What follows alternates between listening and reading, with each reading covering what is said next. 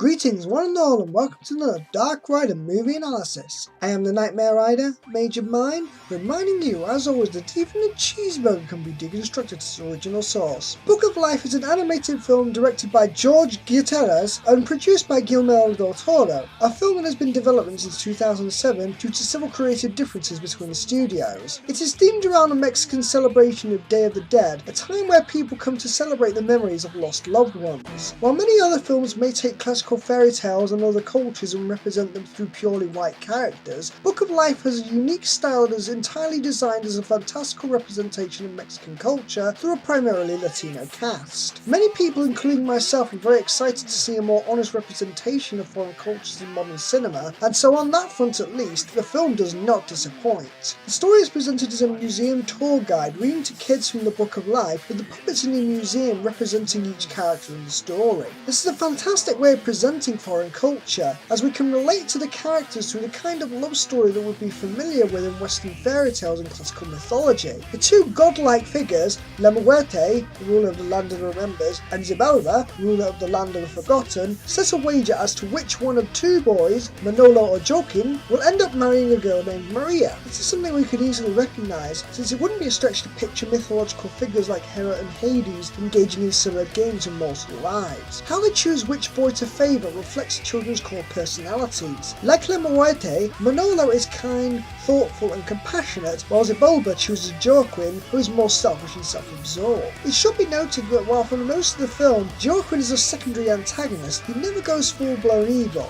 He has an idealistic self-image, choosing to develop his physical powers over his friend's love and music in order to impress Maria. I actually really like how he never goes down the path of becoming a full-on monster as other stories might do, instead simply being a very misguided traditionalist who eventually learns his lesson. This fits into one of the key running themes of the film, a critique of traditional gender roles. Gender roles are society defines set of behaviours that are considered the norm for both sexes. It is a standard that defines blue as a masculine colour while pink is feminine. Boys play with cars and action figures, girls play with dolls and ponies. The film depicts these gender roles as being part of a family tradition and perceived necessity of how boys and girls should act for the safety of their town.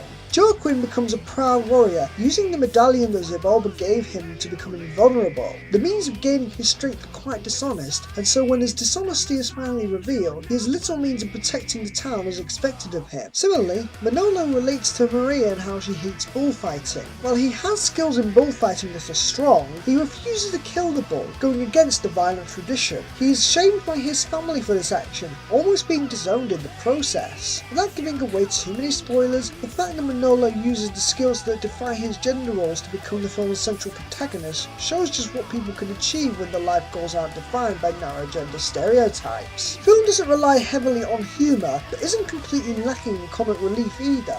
A key thing I noticed from the trailer was that while there are some pop culture references on occasion, it usually ends up with the mariachi band in question getting the receiving end of the slapstick humour, almost as if the film acknowledges that yes, obscure pop culture references are annoying, and so we're going to punish the characters for trying to make it funny. I know exactly what to play! You got what I need!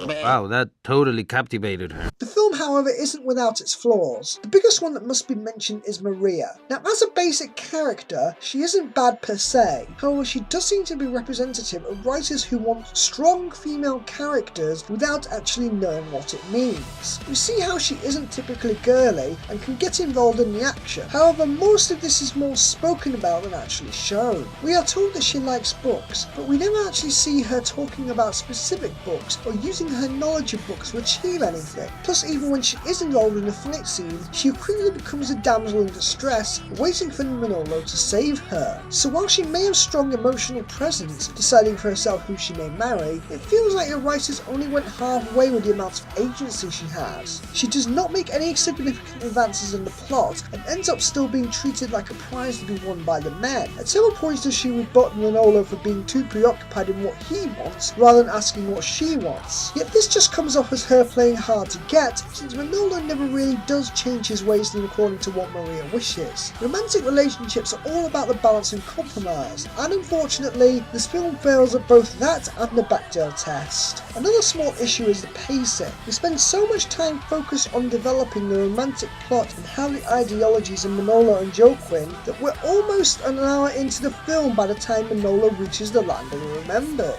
Considering the film markets itself on being a big adventure through the lands of the dead for one man to find his lost love, very little of the story actually takes place there. If I had less time spent going back and forth with the romance element and more time in the land of the remembered, the climax of the film wouldn't feel so rushed. With that being said, the absolute best part of the film has to be the animation and art design. Director George Gutierrez was so impressed by the concept art that he insisted the VFX team match it exactly. And boy has it ever paid off. Everything in this film has so much love and attention to detail put into it, from the candlelit night on the Day of the Dead to bright carnival atmosphere of the land of the remembered. I especially love the look of Zabulba, as he reminds me a lot of Hades from Disney's adaptation of Hercules. Normally studios put the aesthetic of a film over the story, however in this case it enhances it. The fantastical journey through the land of the remembered to the dull land of the forgotten is where Manolo's personal strengths are put into practice. It's honestly moving to see him reunited with his family members, especially his mother, journeying together to the jolly candlemaker who keeps everything in balance. The candlemaker delivers the key moral that the entire film has been building up to, that Manolo writes his own book of life rather than having it written for him. It is his respect to life and drive to follow his passions that allows his fallen family members to fight alongside him, a hero to the end due to his honest heart. Overall, Book of Life is what I would describe as flawed brilliance. It is held back from being perfect by its minimal character development, half-hearted writing of Maria as a strong female protagonist,